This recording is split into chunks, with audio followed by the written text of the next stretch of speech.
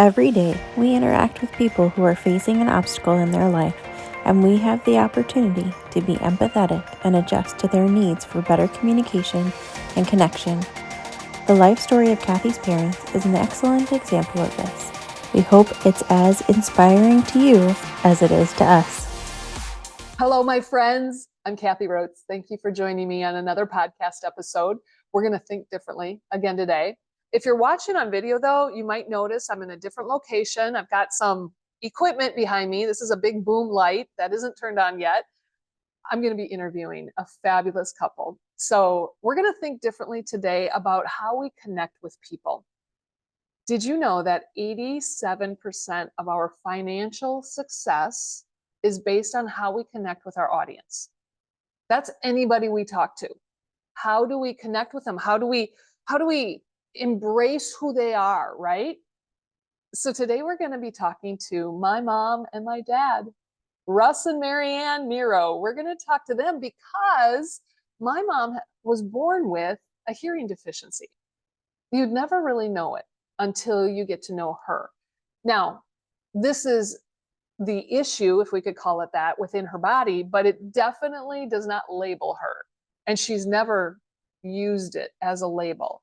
But it does mean that I need to talk differently. I need to act differently. I need to do things a little differently to truly connect with her. Otherwise, she might not hear it. She might not understand it. You know, sometimes in this world, we think like we're normal, right? Or we're just us. There's nobody like us. Nobody.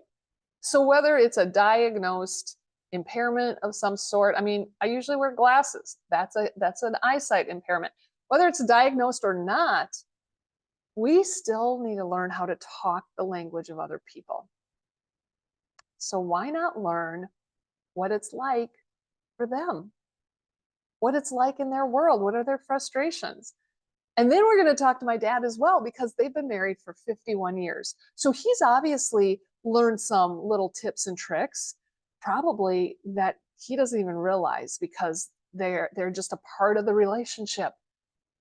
So whether you know somebody who's hearing impaired or not, enjoy this episode. Enjoy learning what it's like to be in my mom's world of her hearing impairment, but also in my dad's world as a supporter, as someone who lives with the diagnosis, but yet, like I said before, it doesn't define them. It's just part of who we are. It's just our life. Enjoy. Okay, so Mom, I want you to start by sharing your adventure in life. Share your story about your hearing. Okay, well, they know now that I was born with the hearing loss, but they didn't find it until I was 11 years old, and I had two audiologists say that it was because I lived in a family where I was born when we didn't have a lot of TVs, so they didn't see, that I would turn up the volume and all that. And the first audiologist said there had to be somebody in the family that was hard of hearing that everybody was adapting to, which we've figured out now it was my mother's mother, who had come over from Yugoslavia but only spoke Slovenian. So, of course, we didn't have a lot of conversation with her. Well, I credit my parents where they always, my sister is 11 years younger than me, so I grew up with not having a sibling for 11 years.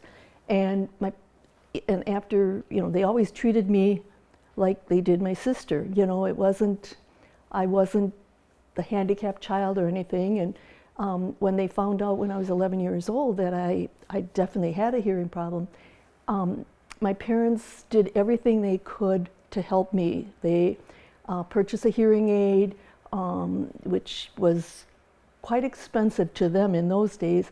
And they always said, well, Marianne has a mild hearing loss, corrected with a hearing aid. So I always thought mild isn't bad, corrected is good, so I can do anything I want. And my father always said, how are you going to find out how to do it? So over the years, I had the adjustment problems when I was younger, and they figured out later on that I learned to read lips at the same time I learned to talk. So there was a lot of embarrassing things that people didn't know, like my parents would always mouth out what they got me for Christmas, and I always knew what I was getting for Christmas. Seriously? Because you know, it was like they were mouthing the words, but to me that was hearing it. And I can remember watching a football game with my dad, and all of a sudden oh my gosh, did you hear what he said? To me, I heard it, but I read his lips. And my dad said, well, I want to know what the next play is, you know.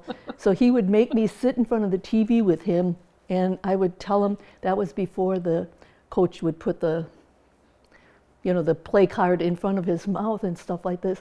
And there were times when, as I was growing up, that, like when I was going to nursing school and I was in surgery with one of the doctors and my battery went dead. And at that time I was only wearing one hearing aid because that was the technology at that time. And you know, the doctor was very accommodating. What can I do to help you? And so I always had people along the way doing what they could to help me. And it was probably when I was a freshman in college when the dean of nursing in Eau Claire said, you can't continue in nursing because of your hearing loss. Well, I had no problems as a CNA. I was doing blood pressures. I was doing things that they thought that I wouldn't be able to do. And that was when I went down to Milwaukee, and the dean in Milwaukee said, well, no, you're part of that 10% minority. We have to accommodate you. Well, I didn't need any accommodations. And that was when I developed the attitude of a handicap handicaps you as much as you allow it. Okay, hold on. Let's back way up. You were 11 when they figured it out.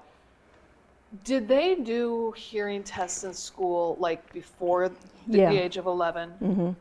When I was in 5th grade, and the teacher noticed that I wasn't answering correctly. I was answering kind of bizarre when, you know, they had oral tests, but on the written exams I would always do well. And she mentioned this to my parents, so my parents had me tested. At that time they said that I had a lot of fluid in my ears, so they did what they call a myringotomy, and they took out my tonsils and adenoids. And then when the doctor followed up, like a couple months later, he said, no, she really has a hearing loss. And he said, our records from the city show that in 3rd grade she had perfect hearing. And I said, oh, you mean that test where we had to go down to the library and we were waiting in line to get tested, and before we went down there, the teacher had said, well, it's a very important test, and if you don't pass this test, you're going to have to go to a facility away from your parents. Well, what 3rd grader wants to go to someplace away from their parents? So we're standing there, and of course there's windows along where we were standing, and I saw that the little boy and girl, whenever the tester would click the dial, they would raise their hand. So the hearing that I had, I could hear those clicks. So every time I heard the click, I'd raise my hand, so I had perfect hearing. Okay, hold on. You could hear the click, but you couldn't hear the tone that the click was causing. Right, where they have the sound that you're supposed to respond to. Okay. So I could hear that little click, click, click, because this was in the age where there wasn't a lot of insulation in this little library. Well, then the doctor that I had told this to, he said, oh, wait a minute. He said, this is something that we have to look at. He was on the committee of the city where they were starting to test all these kids. This was back in probably the late 50s, where they started recognizing that certain kids had a problem with hearing. And he said, first of all, there shouldn't have been a window where the child could look. And that was when they started developing the soundproof booths to do the testing of the hearing. And so he was the right doctor for me to tell him this, but it was like I You played the system. You were told you'd go away. You said, I don't want to go away, so I'm going to figure out how to pass. That's hilarious. Okay, so hold on. Go also, I think it was before you were diagnosed. the school supply story. I love this story. Tell about the school supplies that you made your mom look all over town for. When I was in first grade, the teacher had said, we need some supplies. Well, I went home and I said to my parents, Sister Christine told us we need 2 Luby blue pencils. My parents went all over the city looking for Luby blue pencils. And finally my mom called the teacher and said, I don't know where you get these Luby blue pencils. And she said, I don't know what you're talking about. All I told the kids is you need 2 number 2 pencils. And I said, it was years later, I said to my mom, you should have known I had a problem then, Right. So it was, kind of a funny story, but. But there were so many clues Through the years, but you didn't think back of it, there right? they didn't, and I can remember my one uncle, I found out later in life that he had quite a bit of money built up in savings and stuff like this, and he wanted to send me to it would have been a state school, and my parents didn't want me to go, to go away to school, and they found out that if I would have went with the, I want to say the things that they would have given me, it would have been a hearing aid that would have been a box that I would wear around my neck, and then all these wires going. Well, my parents wanted me to have something more discreet, so I wouldn't feel odd, and so they got the hearing aid behind the ear, which now I look at it and it's like, okay, they didn't want me to be kind of a standout in the group. But at the same time, I was not completely accepting this because I could do well if I sat in the front of the class and I could read the lips, but I didn't realize that this is what I was doing. And there was a lot of times that I would, and I purposely break my hearing aids so that I didn't have to wear them. We had the desks that went up and down, and sometimes I would take the hearing aid and I'd just kind of put it in just enough to crack it. So, it was years later that I said something to my dad about that, and he goes, yeah, he said, I caught on to that quite quickly. He said, but he said, I just wanted you to learn on your own. He said that, he said most of the time I didn't break the insides, but I just cracked the like the casing of the casing, yeah. And he said, so it was, he said, I knew you had to learn on your own. It's like, oh, thank you, Dad. But they always, and that was, back in the years where not many people wore hearing aids. But, over the years, I can remember shortly after I got out of nursing school, I was working and I overheard a husband talking to his wife, and he was screaming at her. Of course, I had a hearing aid in, so I could hear everything. And he was screaming at her. He said, you have to get your hearing tested. You need a hearing aid. And she screamed at him, I'm too young for a hearing aid. Well, I went and talked to her a little while later after I was done with a patient that I had been taking care of. And I said, and I took off my hearing aid and I said, do you think I'm too young to have a hearing aid? I said, I've had it since I was 11 years old. And I put it back on, but I said, I'm selfish. I want to hear what's going on. I said, so I wear my hearing aid because I want to hear. And it was the next day that the husband, saw me in the hall and he said, thank you. He said, after you left, my wife looked at me and said, well, I'm a little older than her, and if she's adapting, and he said, somebody's coming today to check her hearing. And he said, do you know how many years we've tried to convince her? He said, but she kept saying, I'm too young. He said, and here you showed her that, it doesn't matter. You have to look what you need. Okay, so back up to when you were 11 though, and when you were breaking your hearing aids because you didn't want to wear them. What was the stigma to having a hearing loss back then? The stigma was, it was probably more than I realized because you were different. And I think I fought that. I can remember, like in my younger grades, I was very, very quiet. Well, I became more of a spokesperson, where I was more outgoing, and I would use my hearing loss to my advantage. Like when I was in 8th grade, I can remember the teacher always, because I was tall, they always put me in the back of the class. And then of course I couldn't hear because I wasn't wearing my hearing aid. And but I was reading lips and I was doing okay.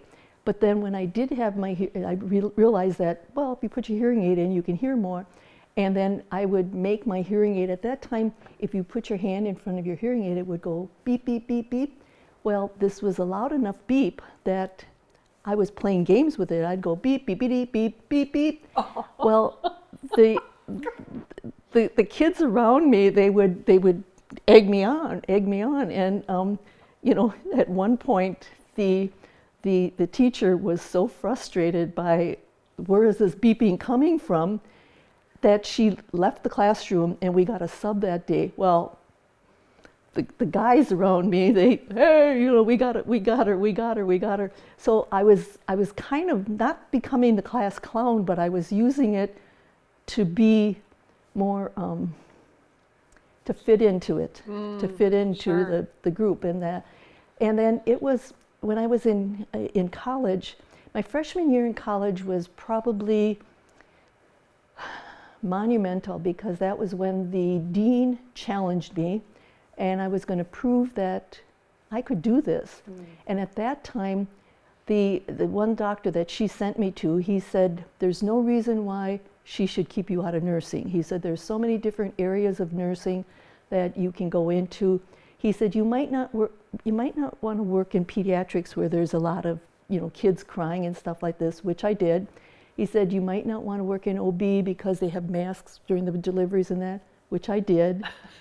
And he said, you might not want to work in surgery, which I did. Of course. So it was like, like my dad always said, how are you going to make this happen? It's like, this is the challenge and you have to find a solution. So your challenge, that's so interesting, because your challenge in life almost helped create all your successes. Mm-hmm. It gave you that attitude. And I think it was not really an attitude, but a fight. You're right, where right. I was going to prove that I could do it. And in fact, at one point when I was working in this small community hospital, and there was 2 nurses that I worked with that they obviously had a hearing problem. Well, I would challenge them. Here's a card. This is the audiologist that I go to, and this has helped me. Well, and they were having trouble hearing blood pressures. Well, I never had the problems because my original hearing loss, I had the high and low frequencies that I was really above normal. So sometimes I could hear things that other people couldn't hear. Talk about that. That there's a name for that, isn't there? Like, is it a cookie? Oh, I have a cookie bite. Yeah, I've got a cookie bite hearing loss, which means that if you would take a piece of paper and just bite into it and the cookie cut. So my hearing loss was in the speaking and conversation, general conversation, the normal tones. Okay. So I had high and low frequency, so I was able to hear all the monitors. I was able to hear blood pressures. In fact, when these 2 nurses, they whenever I'd work with them, they'd say, I can't hear so-and-so's blood pressure. And I would go in there and it's like, boom, boom, boom. It's like, no, it's normal and stuff like this. But I said, you need to have this checked out. And kind of encouraged, one of them did go and got a hearing aid, and she goes, oh, I can't believe how much better I can hear now. Well, yeah, seeing is believing, hearing is believing. Okay, so earlier you made a comment, I think your dad may have said it to you as well, is your handicap label only takes you where you allow it to go. Mm-hmm. Talk a little bit more about that. How did that motivate you? There were certain things that I wanted to do, and one of them was I wanted to succeed in my nursing career. So it was like, what do I need to do that? And there was my audiologist that I had seen after we moved up to this area. She had said that she had 2 patients that had more hearing than I did and were on total disability. And she said, I wish I could connect them with you, that you could talk to them. And I said, oh, anytime. And she said, well, I've already mentioned it to them, and they refuse. They don't want to correct anything. And I said to her, well, the difference is I wanted to correct it. Right. So I appreciate the technology. There's been different times when I got a new hearing aid that, they would say, well, you have a choice of 2 different hearing aids. And I said, well, what do you mean? Well, these are the only 2 that are strong enough for you. And I said, well, what's next? And she said, well, probably a cochlear implant. And I said, oh, no, I don't want to do that. And I said, they'll find something. And it was 6 months later this time, my audiologist sent me a little letter and said, yeah, you were right, Marianne. There is 2 more hearing aids out there that are, geared for you. So it was like I appreciated my parents treating me no differently than my sister or my cousins and stuff like this. So in the family growing up, I never felt that I was special or underprivileged or anything like this, because they always do. And then the technology always kept up with me. And so it just, and sometimes I use it to my advantage. Like if we're I can remember one time I was in church with my husband, and there was this crying, misbehaving child in back of us. Well, I just turned, at that time I had hearing aids that had where you could cut down the sound in back of you, and I cut it down, and I heard everything that the pastor was saying, and it was a good sermon, and I really appreciated it. And on the way home, my husband said, oh, that crying baby. And I said, I did this, and I turned it off. I turned off that, So I appreciated and used the technology that I was given. Wow. And that was, I think, determination. That's an attitude, right? I mean, that's Yeah. totally Yeah. an attitude. So one thing about you, Mom, is unless we know you, you don't know you have a hearing loss, because you don't have a speech difference. Mm-hmm. You don't show your hearing aids either. You have always used your hair Mm-hmm. to cover it. Is that why? Why is that not? If you have such a serious hearing loss, why, especially your speech, why is that not affected? Well, 2 of the audiologists that I've seen in the past have said that because I learned to lip read at the same time I learned to talk, and because as I was growing up, there were people in my family that were talking loud enough for me to pick it up. And the one audiologist said, I think you were just spunky enough that if you didn't understand something, you adapted. You looked right at them, or you got closer. And yeah, they said with the amount of hearing that I have lost, I should have a severe speech impediment. And so they said, well, we can't really explain it completely because every person is different. We've seen, this one audiologist said, that's when she said, I've seen people that are on total disability. She said, you would be eligible for total disability. And Wow. I said, but I do fine. I've had a 50-some year career in nursing. It was like, We will do what we want to do. and like my dad always said, how are you going to fix this? How are you going to do this? Well, I found a way. Okay, so now let's fast forward to your dating years when Mr. Russell comes into play. Did you know, because you guys were a blind date, so Dad, did you know that you were walking into a deaf person's world? I don't remember thinking that. I probably found that out after the first date, maybe the second date, I don't know. I don't recall that. So All I remember is that we went out on a date and we communicated well, and it just proceeded from there. through the years, how have you found yourself adapting to the hearing loss? Have you found yourself doing anything special to accommodate the conversation? The only thing that would be special is that if we're talking and either one of us gets up and walks out of the room, you might as well just be quiet because you're not going to be heard. So I try to either talk louder or make sure that she's coming towards me, that she can hear what I'm saying. If she's walking away, then I just shut up. Because she can't hear it She's anyway. not going to hear it, right. Right. Okay, so here's the irony of the world, right? This cookie bite, you said, is hereditary. Mm-hmm.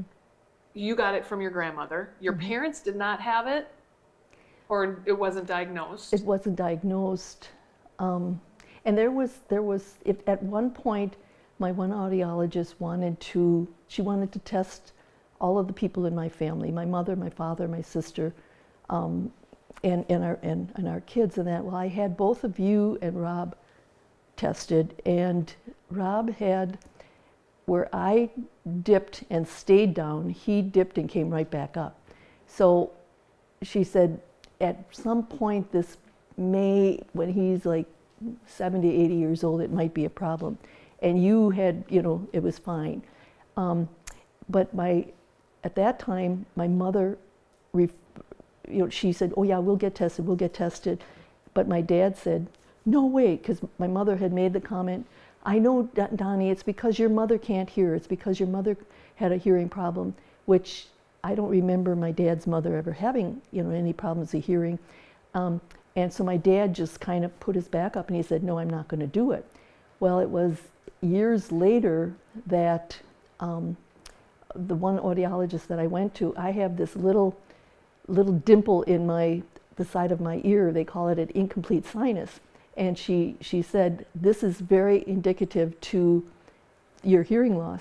Well, my mother's mother had the same thing, because we used to always say, well, we have an extra hole in our head, So they're thinking that's related to yeah. the hearing So that's loss. why she said that would be, my dad had a hearing loss that was from where they didn't have noise protection in the machine shop. And, sure. And his was a completely total, well, he was like, I think, 76 or 77 before he went for a hearing aid, and his was totally different from my loss. Does Rob have a dimple in his ear? No. No, but yet he has it. So now we're going to fast forward many years. You guys are now married, you've got kids, and Dad, you have a cookie bite loss. And you're not even Related. blood related to her, right? Right. This is a rare hearing loss. And here we are in the same family. What have you learned? Because you didn't grow up like Mom did. This was just part of her life. What have you learned just with that same type of loss? I learned that I can hear better at times depending on who the person is and the voice that they have. If there's a voice that has a little bit higher pitch, mostly female, I can hear them. A male may have more of a deeper voice, and depending on if it's deep, I might be able to, a strong, deep voice, I might hear, but if somebody's got that middle range, I don't hear that. With your hearing aid, do you? Well, with my hearing aids I do, but without them. So I can watch TV, but the volume goes up Without if I your don't hearing have aids? the aids in. If I have the aids in, I can turn the volume down 2 or 3 notches. Are you more empathetic towards Mom now? Probably, because if we're talking and one of us disappears out of the room, I stop talking because I know she's not going to hear me. Right. I remember just recently, I always thought you were the best hearing deaf person around because you heard everything.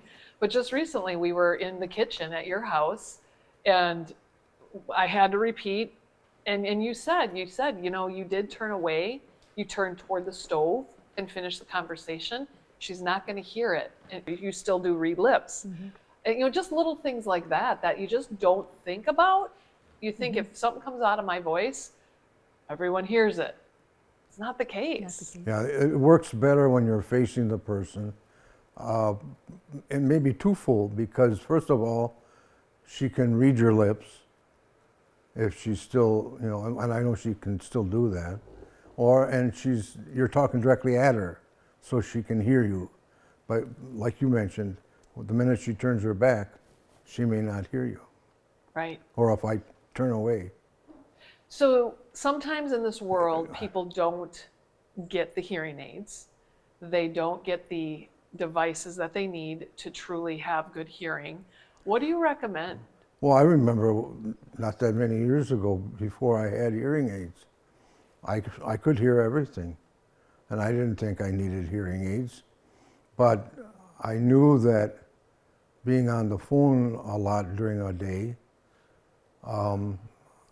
it wasn't that I wasn't hearing, but the voices had to be a little louder, because the right side, or the left side, is where I answer the phone a lot, and that's the ear that is probably more of less hearing than the right side. So finally, I relented and went and got tested and found out that I had a cookie bite. What took you so long? Why did you finally relent? Well, like I said, I was hearing a lot. I didn't think I really needed it, but I found out that it made a lot of difference having hearing aids. And it's not, what's the word I'm looking for, the vainness of it all, or whatever, of exposed hearing aids. I've talked to a lot of people that are our age, my age, or whatever, that have gotten hearing aids in the last 3 or 4 or 5 years. And I've been talking to other people. I got a friend that's on one of the boards that I sit on. He can't hear at the meetings, and we're sitting around a table like this. And I've given him information as far as our hearing specialists. I haven't talked to him recently about it, but there was others too that, they're up in age, so you probably figure that their hearing is going on them a little bit. It's almost more socially acceptable now. Yeah, I think so. Yeah. And the hearing aids are almost hidden. Yeah. Like you can't see them like the old-fashioned kind. There was Well, some of these hearing aids nowadays they're not hardly any bigger than a pea, and you stick the whole thing right in your ear, and it's nothing like what either one of us are wearing, where we have it behind the ear. Right. Well, there was an incident where there was this one mission group that I belonged to, and there was a 92-year-old woman that, she was obviously, very hearing impaired and all that. And she wasn't at one of the meetings, and they were all talking about it. And I said, wait a minute. I said, she's 92 years old. She is functioning well, but what we can do is look directly at her, make sure that she's connected, that she knows you're talking to her.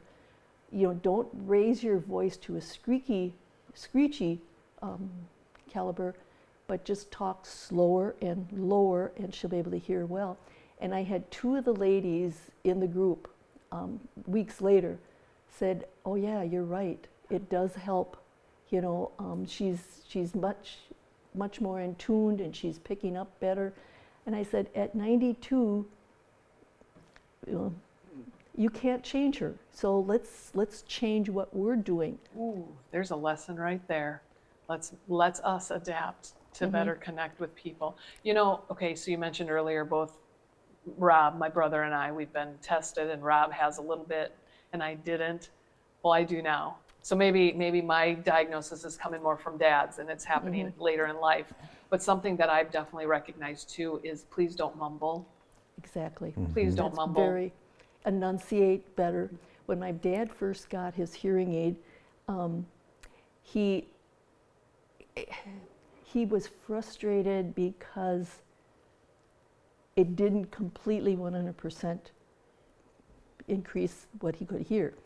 And I said, but Dad, look at the people that you're not hearing. At that time, there was a priest in the church that mumbled a lot. And I said, let's go sit, and I was taking him to church, like whenever I would come to Sheboygan. And I said, let's sit closer to the front. And I said, and maybe when you meet with him at some of the meetings at church, mention to him that, I'm having trouble. If you could just slow down and not go talk so fast. And he said, yeah, that's it. They talk too fast. And he did mention to the priest, and the priest slowed down. He used the lower tone. And that's one thing that when people are in the situation where they're trying to talk to somebody that is hard of hearing, and when they don't hear them, the first thing they do is they raise their voice. Right. And that's when it gets Well, to they want to that get the screechy. point across Yeah. to you and make sure that you understand, and so they get louder. And they get screechier, which is what Dad had mentioned. And what I've tried to tell people, and even in the hospital setting where I worked for all these years, I would mention this to families, and I can remember one patient, and after the family left the room, he leaned over and he said, "Thank you. I've been telling them for years to do what you just said." He said, "And I think they're finally going to listen to you because you're a professional." And I said, "No," I said, "I'm not a professional." And then I took my hearing aid out. I said, "I walk the talk." I said, "This is what I said, "I live this every day." He goes, "Oh, wow." So to share your disability and how you're adapting with others has helped a lot in the past. Okay, so I love this because there are so many takeaways that we can do to better communicate and connect with people who might have a hearing loss. Don't mumble, enunciate, face them head on, look them in the eyes, slow down a little bit. But also one of my big takeaways is how powerful our mindset is. Yeah. How powerful it is to just have that made up mind that I'm not going to let this handicap define me. It's just like wearing glasses. It helps. I can see better. Let's just put a hearing aid in. I have not gone and ever gotten a hearing aid, but maybe it's time. Maybe the volume of the TV is telling us it's time. So I'm no different than the rest of the world that might need the extra assistance. But I love your mindset, and I love your attitude of figuring it out and conquering it in the world. So thanks for giving me that, Jean. I'm sorry for all those times when I would get irritated because you didn't hear me. Sorry. I probably still will get irritated, but thank you, because it's just helping me better connect as well and creating those habits. So thank you. You're welcome. You're welcome. Hello, my friends. What did you think of that interview with my mom and dad? There's so many little takeaways. So John was in the back scenes, and he was doing all my technology, and you have really good observations. Thank you. When you're having a conversation with somebody, you're in the conversation. It's so intriguing to me to hear what you were observing. So give me something. What was it that you were taking away from this interview? Well, I thought it was really neat how you brought your mom and dad in to look at effective communication in a unique way that we deal with every day. Some people have some challenges that we need to be mindful of. In this case, we were talking about impairments, some obstacles that are in front of people. But every day that we communicate with someone, there is an obstacle. It may not be a physical impairment or whatever it is, but what an intriguing and great message of this podcast, because it really does affect our success. It does. Okay, hold on, back up. What affects our success? The inability to effectively communicate as heard by the listener, because truly the listener determines effective communication. But that's not top of mind to us. We think, I can't be any more articulate than I'm already doing, or I've told you 4 times what to do and you still haven't done it. That's not effective communication because the speaker doesn't get to have that opportunity. You had a unique way of showing that today in your interview, specifically with your mom, but then also to bring your dad in on, okay, Russ, how do you navigate that? And I thought it was very intriguing. You know, one thing they both faced in their life is it's always been there. The hearing deficiency's always been there. Mom had it since she was born, didn't even realize it, figured out life. Dad had it since the first day he met my mom. This has always been there, so you figure it out. Now, how many times do we have deficiencies? Maybe they're not defined or diagnosed, but they are affecting how well we do connect. And we get frustrated, and I know I write people off when just understanding their world a little differently might be extremely valuable for the connection. And not to be dramatic, but in every single interaction we have, this should be top of mind. Now I'm going to be kind of goofy in this example here, but just the ability to communicate with my dogs. One is very skittish, and if I speak to that dog too direct or too loud, it cowers. And I never abused it before or anything like that, but the tail goes between its legs and he runs off into a corner like he's been some type of bad boy. Yeah. And that's just by my tonality. And I don't mean it, and my goodness, I don't mean to be mean, but here's the learning principle here. We judge ourselves and our communication by our intentions, yet we judge others by their results. And that's an incongruency, and that's not fair. We're judging people differently. We're judging ourselves differently. We really have to look at communication, effective communication, through the eyes of our listener, and I think that's what you did so well today. Oh, thanks. After the cameras were shut off, I apologized to my mom because I haven't been too tolerant over the years of having to repeat myself. But you know what? There's a level of understanding in that as well. Okay, we're enlightened today. We see things differently. Are we going to be better right away? No, because we have some really bad habits. We have some really bad habits of expecting people to cater to our style and expecting people to always understand how we're thinking and what we're intending. And there's some really bad habits that we need to work on, that I need to work on. And to realize that effective communication isn't a finish line that we're going to cross and say, I got this on lock. Yeah. I've got this figured out. Every single interaction we have, we need to be mindful of it and not be the best, but be a little better.